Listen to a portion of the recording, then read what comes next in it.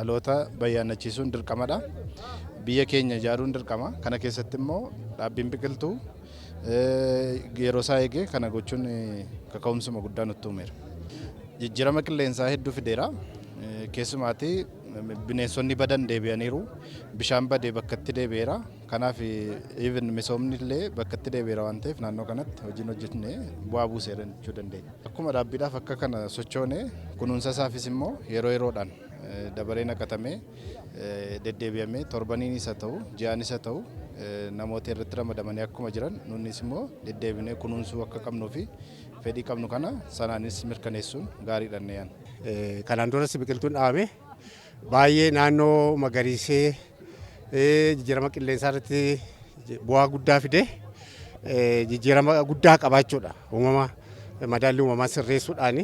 Egaa akkuma beekamu akka biyyaalessaatti kun ashaaraa ofiidhaa lafa qabsiisuu keessatti gahee guddaa qaba waan ta'eef tokko akka namummaatti parsanaalii ashaaraa koo lafa kaawuu waan barbaaduuf natti toleen dhufe. Gammaatti biqiltuun dhaabbatanii walumaa galachuudha biqiltoota waggaa waggaadhaan biqilaa miliyoona 100 fi miliyoona 83 jechuudha kan dhaabbatee jiru. Lafa hektaaraa 145 dhaabbatee jira jechuudha. Kanaatiif guyyaa har'aatti immoo akkuma godina Wallagga Baatti miliyoona 44 fi tuqaa 100 yeroo ammaa kana dhaabaa jirra jechuudha. Lafa hektaaraa 1856 dhaabaa jirra.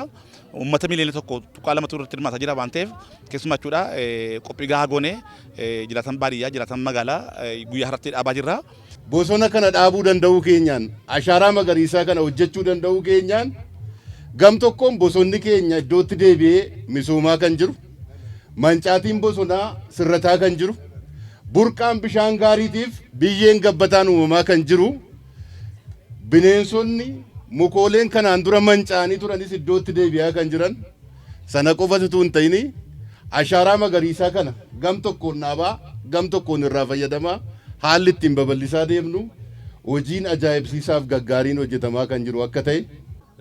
Qabatamaa godina Wallagga Bahaatti immoo biqiltuu miliyoona 44 guyyaa tokkotti dhaabnu ganda dammaqsaa aanaa diggaa keessatti argamna. Akkuma agartan uummanni ganda kana aanaa kana akkasumas guutuu Wallagga Bahaa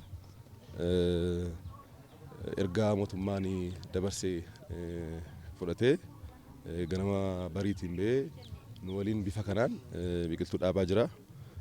Kun agarsiisu jalqabaan inisheetiiviin ashaaraa magariisaa uummanni akka inni fudhate akka inni aadaa godhate qabatamaatiin immoo bu'aa irraa argachaa akka jiru kan namatti agarsiisu jechuudha.